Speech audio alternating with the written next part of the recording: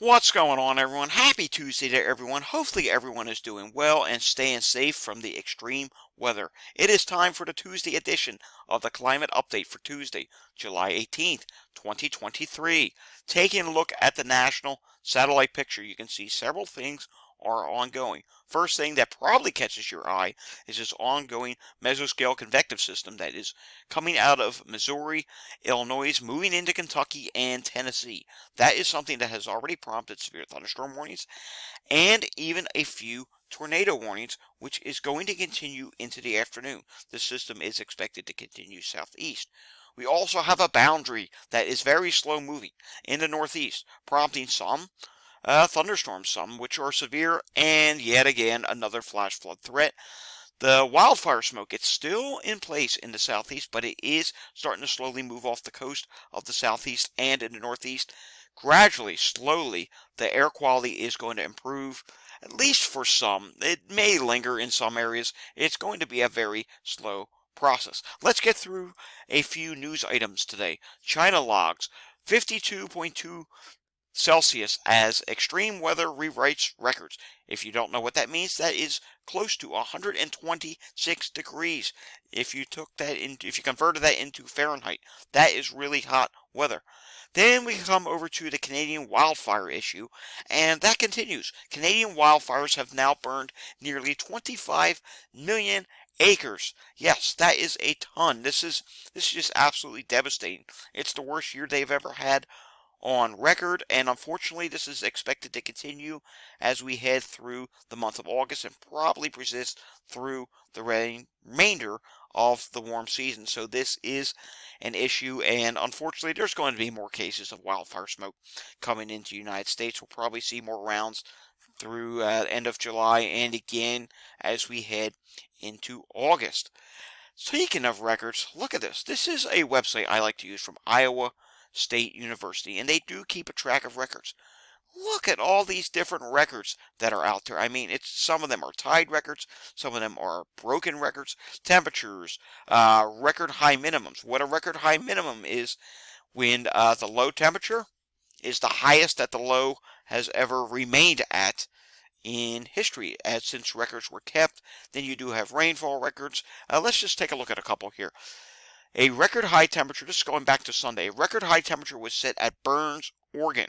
A record high temperature of 101 degrees was set at Burns, Oregon on Sunday. This breaks the old record of 98 set back in 2022. Then we do have some tied records in Twin Falls, Idaho, and Baker, Oregon. A record high temperature of 100 degrees was tied at Twin Falls, Idaho. This was, again, back on Sunday, and it ties with the previous time that happened back in 2010, and same thing in Baker, Oregon. Let's click on another one here, shall we? And in northern Arizona on July 16th, record high temperatures were set in multiple areas. Look how many different places here. Like, for example, Jerome, 106 degrees, beats the old record set back in 1997. Look at this. Tonto Natural Bridge. This is a tie. It tied for 103. The previous time that happened was all the way back in 1960. So as you see here, there's a lot of records. We could be here all day going over records. It's just truly incredible. Then we come to this. The planet is now at 15 consecutive days of record global surface temperatures, likely the hottest 15 days in the last 100,000 years. 17.114 C, once again, breach the Paris Agreement. So we had to do a little cheating here, and we looked this up, and that works out to 62.8052 Fahrenheit. So yes, the global surface temperatures are rising. I don't care how you think we got to this. I really don't care. As long as we can all agree things are coming to get and continue to be more extreme, you're on the right mindset. Because right now, this is just utterly ridiculous. Record flash floods. And then you have record wildfires in other areas, record droughts in some areas, extreme temperatures. I mean, let's face it. Let's just go back to last winter. Some places in the United States said, where the heck is winter at? I know here I didn't even record an inch of snow in Northeast Philadelphia. I did not even have an inch of snow. That's only happened just a couple times. I mean, this is just crazy what's going on. All right, let's get to some current weather. Here's the National Hazards Map. It is loaded at this time. Flash flood threats again in the Northeast. We have ongoing heat in the South. That just continues. We also have ongoing air quality alerts. That is gradually going to get better. I think some of it may linger into tomorrow. I'm not terribly concerned about that. Here's the look at the air quality, and you can see, yes, it does linger. It's gotten a little bit better in New York City, Philadelphia, Washington, D.C. Atlanta, you're still in some poor air qualities at this time, and upstate New York as well. The rest of the country is not doing all that bad. Minnesota is a little bit moderate, unhealthy at this time, not as bad as it was. Here's that ongoing convective system on radar that we're watching. We'll take a look at radar scope in a moment because there's a couple of things I do want to point out. And here's that stalled front in the Northeast. If you're down in Florida, yet again, the summertime thunderstorms continue, and even in some cases, just flat out rainy conditions as we have all these different outflow boundaries working with each other, developing some rainfall. So no drought concerns there as of right now. And let's take a look at the day one Storm Prediction Center outlook. You can see that enhanced risk, which is up across portions of Tennessee and Kentucky at this time. That's because of severe weather. There's also a severe weather threat across the Dakotas. And yes, there is a slight risk in the Northeast. I think the bigger threat at this point in time is yet again, flash flooding. But I promise you, as we head into the second half of the weekend, you're going to see a little period of drying in the Northeast. There is a 2% tornado potential in this mesoscale convective system. There's already been a couple tornado warnings.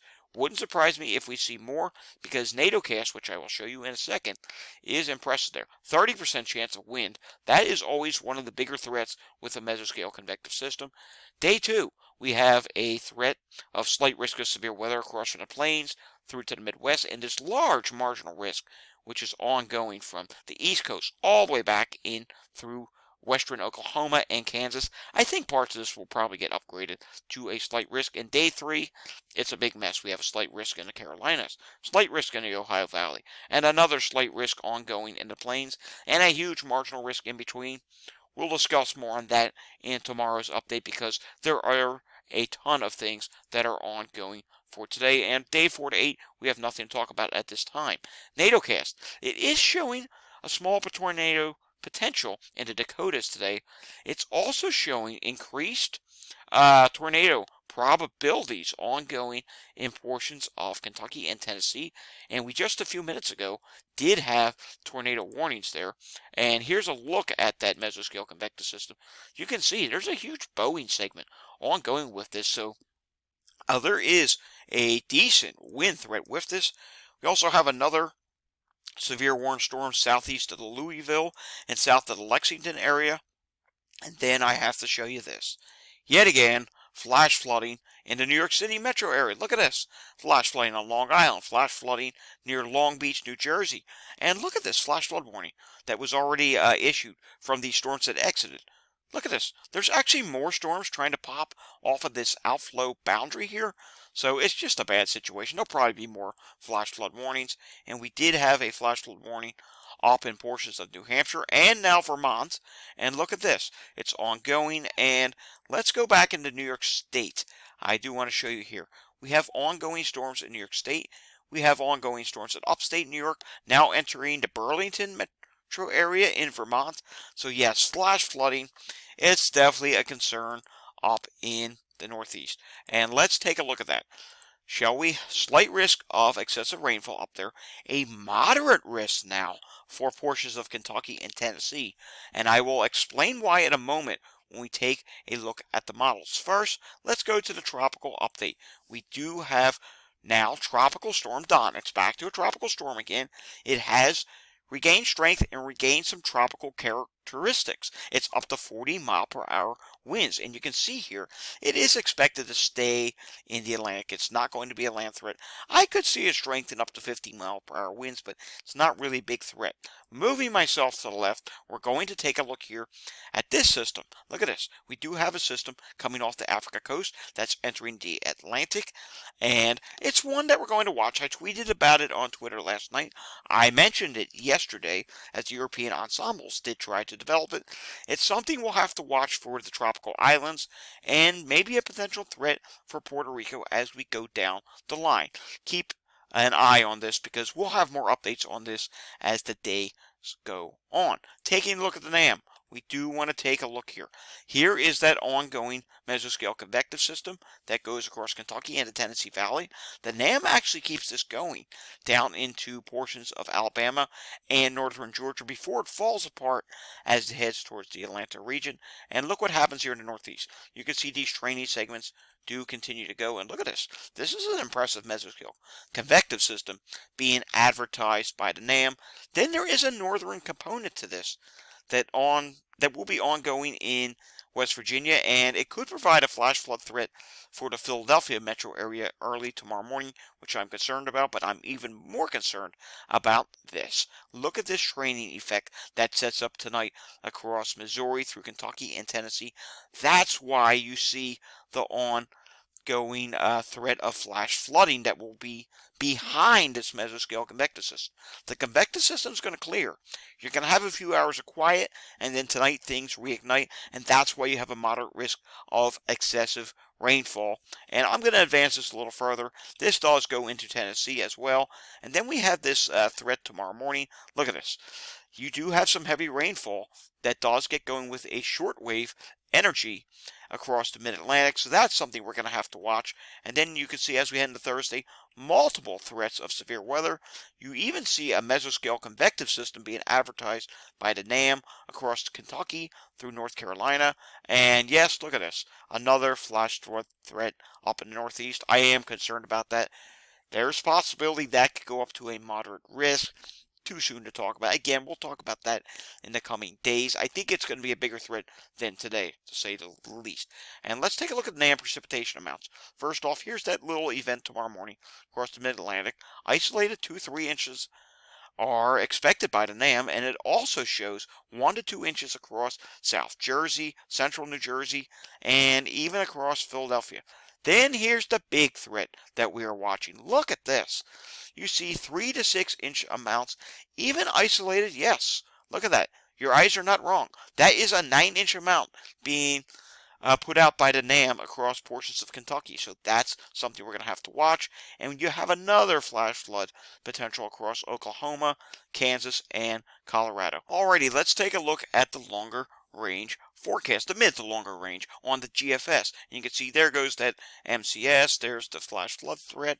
But what I want to show you now is look what happens on Friday, or Thursday night and Friday. First off, you do have a big MCS being put out here by the GFS across portions of Kansas, even into Oklahoma. That's something we're going to have to watch. There could be a high wind, hail, and tornado potential with that. Here's the next system on Friday. Look at this. It is relatively slow moving. That's something that of concern, but watch what happens behind it. You still have some isolated showers and thunderstorms on Saturday in the Northeast, but look what happens as we head into Sunday. It finally dries out. You finally get a period of drier weather for multiple days. Will there be some more threats next week? Sure, but you'll actually start the week dry. We haven't been able to say that in a while.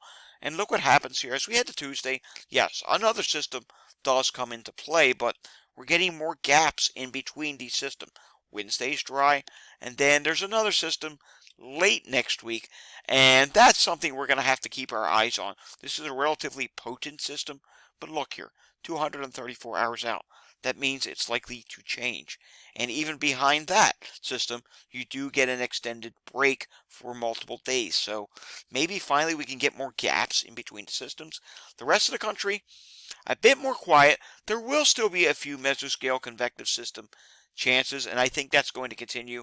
And even in the long range, look at the flow here. You're probably going to see more wildfire smoke events that happen, because we're going to have that flow that eventually comes out of Canada. Now let's take a look at the temperatures. And as you can see here, the hot conditions are going to continue in the south. Look at this. Extreme heat is continuing to be put out day after day after day by the European model. This is last night's run.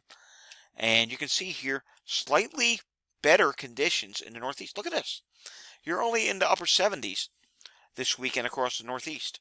Maybe Philadelphia hits 80. And even as we head into Sunday, it's not as bad in the east. Even slightly better across portions of Kentucky and Tennessee. Not as hot, but the south, it continues. And that even continues in the mid to long range. But look, we're going to continue into next week. Again, not bad temperatures in the northeast. Florida, very hot. Texas, very hot. Finally, look at this. Finally, maybe ever so slightly, a couple degrees cooler in Texas as we head into next Monday. But again, the northeast, it's finally, you're going to catch a break from the high humidity, at least through mid next week, say after the Friday event. In the Pacific Northwest, look at that. Those are high temperatures in the 60s. That's relatively cool for this time of year. Here's the day 1 through 7 precipitation. I do think this may be slightly underdone for southeast Pennsylvania because we do have that short wave that's going to be at play tomorrow morning. The rest of this map I do agree with. Alrighty, let's take a look at 6 to 10 day temperature outlook. Slightly below average across the Tennessee Valley, above average in the west. That's just going to continue. Slightly above average across portions of Maine. 8 to 14 day temperature outlook. This is where things do start to warm back up. Even in the northeast, beyond 8 days, much of the country goes above average. And probably the biggest area for this is going to be the plains, the northern plains, and yet again, the deep south. Let's take a look at precipitation. Near normal precipitation across the Ohio Valley. Well above average across portions of Florida and the southeast, slightly above average in the northeast, with exceptions to northern New England where it's near normal, below average across portions of the northwest. And let's go to 8 to 14 day precipitation outlook. You can see below average in the plains, slightly above average does return in the northeast. That's pretty far out there. It's something we'll have to watch. Near normal elsewhere. And in the southwest, slightly above average as that monsoonal moisture does start to come in from the Pacific and Mexico. So you might have some issues with that, but that's normal for this time of year. It does normally happen. Alrighty, folks, that does it for today's climate update.